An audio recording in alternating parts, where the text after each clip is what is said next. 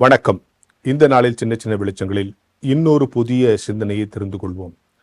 கல்வியின் நோக்கம் என்ன அப்படின்னு ஒரு கேள்வி கேட்டால் அதற்கு ஒற்றை வரியில் பதில் சொல்லிவிட முடியாது. பல்வேறு நோக்கங்கள் இருக்கிறது. அச்சம் நீக்குவது கல்வி, ஐயம் போக்குவது கல்வி, இப்படி பல விஷயங்களை சொல்லிட்டு தரோம். கல்வி என்பது காலத்துக்கேற்ப மனிதனை மேம்படுத்தி கொண்டே இருப்பது இல்லையா? இப்போ நம்ம அப்பா அம்மா காலத்தில் படித்த சிலபஸை இப்போ நம்ம படிக்கிறது இல்லை. இப்போ நம்ம சிலபஸ் வேறு. நமக்கு பிறகு நம் பிள்ளைகள் இதே சிலபஸை படிப்பாங்களான்னு தெரியாது.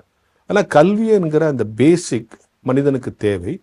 ஆனால் காலம் காலமாக அவன் படிக்கிற விஷயங்கள், அவன் படிக்க வேண்டும் என்று தீர்மானிக்கிற விஷயங்கள் மாறிக்கொண்டே இருக்கிறது. அதில் நமக்கு மாற்று கருத்து. எப்படி மாறினாலும் சில விஷயங்கள் அடிப்படையாக கல்வி சொல்லி தரணும். இப்போது நம்ம பிள்ளைங்க படிக்க ஆரம்பித்த பிறகு பொதுவாக ஒரு குற்றச்சாட்டு சொல்லுவாங்கல்ல, யாரும் அம்மா அப்பான்னு கூப்பிடுறதில்ல, மம்மி டேடி தான் கூப்பிடுறான். அப்படி கூப்பிடுறது தான் பெற்றோருமே விரும்புகிறாங்க. சொல்கிறாங்க, இவ்வளோ ரூபா பணம் கட்டி அவன் அம்மான்னு கூப்பிடுறான் சார், மம்மின்னு கூப்பிட மாட்டானே சில அம்மாக்கள் வருத்தப்படுறாங்க. அதையும் இப்போ குறைச்சிட்டான், மாம் அப்படிங்கிறான், டேட் மம் டேடுங்கிறான். இப்படி சுருக்கிக்கிட்டே போகிறதான். இந்த சொல்லாடல்கள், ரொம்ப ஒரு ஆங்கிலம் பேசுவது, இந்த சொல்லாடல்கள், கணிப்பொறி, உலக சம்பந்தமான விஷயங்கள் எல்லாம் வளர்ந்திருப்பது ரைட். ஆனால் கல்வியினுடைய அடிப்படை நோக்கம் என்ன தெரியுமா? ரூட்டை மறந்துடக்கூடாது. அடிப்படை நம் தமிழ் கலாச்சாரத்தின், நாம் வாழும் கலாச்சாரத்தின் ரூட்டை மறந்துடக்கூடாது. நீங்கள் கிட்டார் கற்றுக்கிறது தப்பு இல்லை, ஆனால் தமிழ் இசைகள் என்று ஒன்று இருந்தது.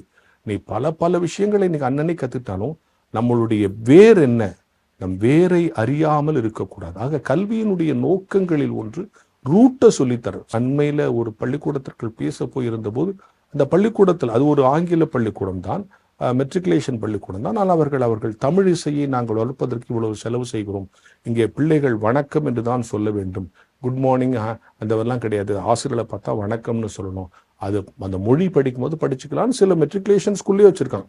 எல்லா மெட்ரிகுலேஷன் ஸ்கூலும் வணிக நோக்கத்தில் நடத்தப்படுவது என்று நாம் நினைத்து விடக்கூடாது. சில இடங்கள்லாம் அந்த பிள்ளைகளுக்கு விரும்புகிற அந்த மெட்ரிகுலேஷன் ஸ்டைல் ஆஃப் எஜுகேஷனை கொடுத்துட்டு அதே நேரத்தில் தமிழ் சார்ந்த விழுமியங்களை தொடர்ந்து சொல்லி கொண்டே இருக்கிறார்கள். எனவே கல்வியின் நோக்கம் எதுவாக இருக்கட்டும், அவனை மேம்படுத்துவதாக இருக்கட்டும், சென்டம் எடுக்க வைக்கிறதா இருக்கட்டும், அவன் தன்னுடைய வேரை, தன் சமுதாயத்தின் வேரை, தன் மொழியின் வேரை, தன் பண்பாட்டின் வேரை, தன் கலாச்சாரத்தின் வேரை மறந்து விடாமல், இழந்து விடாமல் இருக்கச் செய்வதுதான் கல்வியின் மிக முக்கியமான நோக்கங்களில் ஒன்று. படித்து முடித்த பிறகு கிராமத்தை விட்டு போயிடுறது, படித்து முடித்த பிறகு வெளியூருக்கு போயிடுறது, வெளிநாட்டுக்கு போகிறதுங்கிறதுலாம் பழக்க இருக்கட்டும். ஆனால் வெளிநாடுகளிலும் சென்ற பிறகு நம் தமிழின் வேர்களை மறந்து விடக்கூடாது. மொழியின் வேர், பண்பாட்டின் வேர், கலாச்சாரத்தின் வேர், நம்முடைய முன்னோர்களின் அடையாளங்களை தொடர்ந்து கற்றுக்கொண்டே இருக்க வேண்டும், அதை காப்பாற்றி கொண்டே இருக்க வேண்டும். அதுதான் கல்வியின் மிக முக்கியமான நோக்கங்களில் ஒன்று என்கிற ஞான வெளிச்சத்தோடு இந்த நாளை தொடங்குவோம்.